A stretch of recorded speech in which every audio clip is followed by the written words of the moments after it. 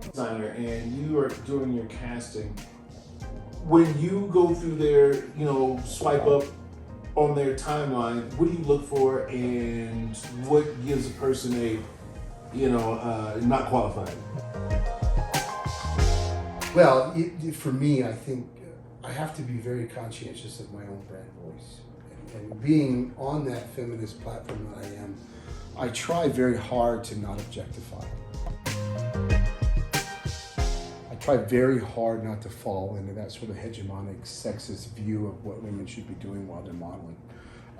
And not to say that I'm 100% on that, because obviously, again, we talked about this. I grew up in American culture, so it's going to happen. Not purposefully.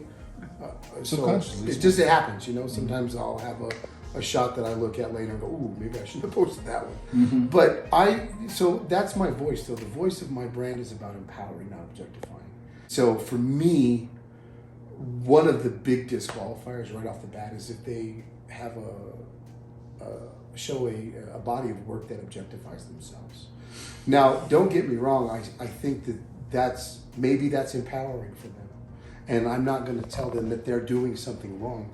My only point is that doesn't flow with my brand voice, and I have to keep that consistent, right? Can I ask you, as a foreigner, can you explain to me what that means? Because I can misunderstand that part. Well, the basic thing is... what does objectifying yourself mean? Give Well, me basically an example. turning yourself into an object. So, for instance... Okay, so give me a sample of something... Well, what like do you've been to see? Sturgis. Every one of those bikini car washes is about Got it. turning those young girls who are in bikinis washing sex a sex object, Perfect, to an okay. object, right? They're just objects. They're no longer people. Got it, They're just thank you. objects for you to ogle. And many young people these days with social media, they feel like they have to do that to garner the attention that they seek on social media. It really is about the individual. It really is about a woman who wants a designer piece but doesn't want the same designer piece all of her friends are getting.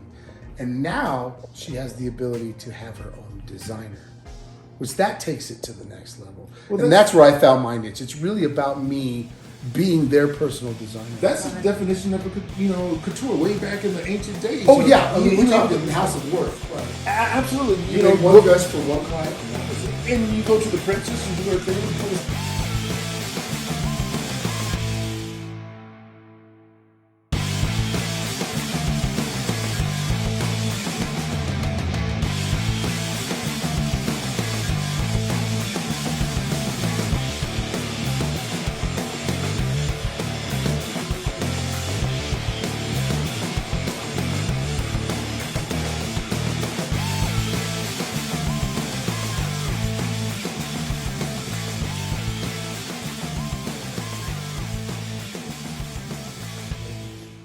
And I need everybody upstairs, like,